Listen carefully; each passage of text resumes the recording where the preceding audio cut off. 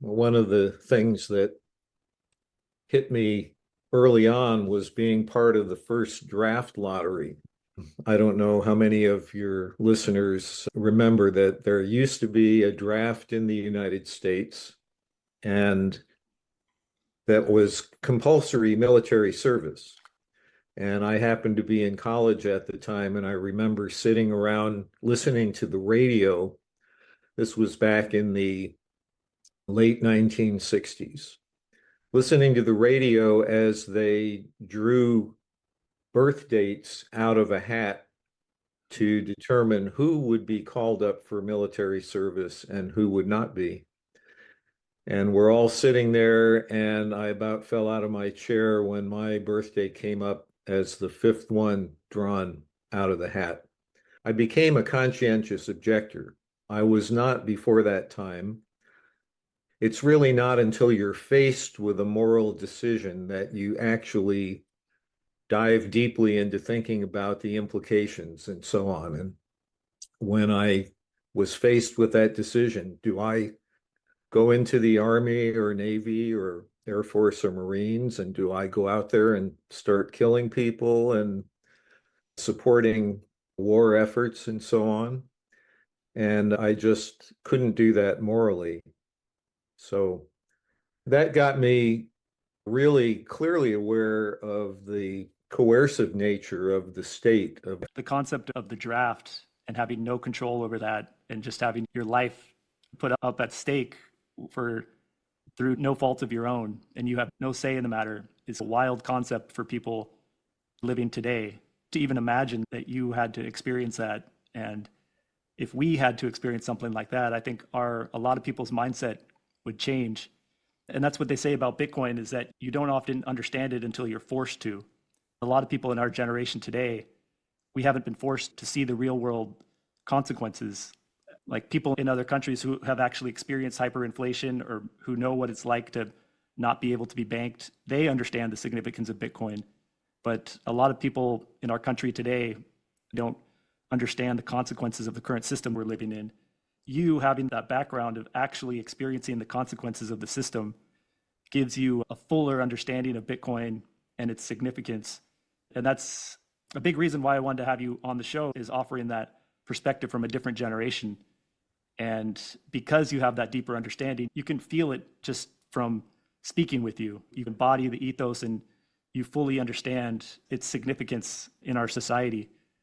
And I can only imagine, with everything that you went through, how incredible it must have been for you to discover Bitcoin and to see well, how it could actually solve a lot of the problems that you've been battling your entire life.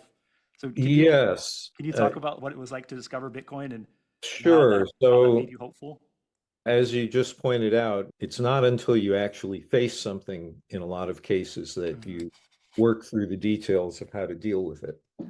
And in manner, when we had the whole scam going on, that woke up a lot of people because they felt the pain. So sometimes pain is a good thing in that sense. There's a saying that government is that entity that breaks your legs and then gives you a cast and crutches and tells you how much they're helping you. That's the nature of the state. So Bitcoin is, I think, literally as important or more important than fire. Think of any other seminal technology that you can think of: the internal combustion engine, the rocket, the railroad.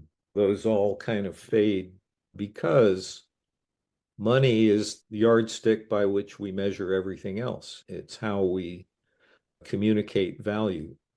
So it's incredibly important, just practically speaking, and of course, spiritually, again, because it aligns with the biblical ideals. And it's going to transform the human race as it's increasingly adopted.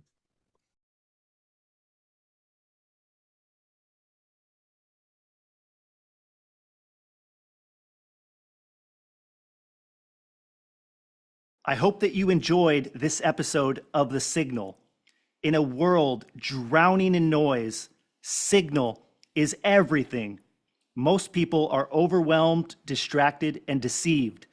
not because they lack intelligence, but because they've lost the ability to discern what truly matters. But signal cuts through the noise. And Bitcoin is pure signal. It doesn't promise. It doesn't lie.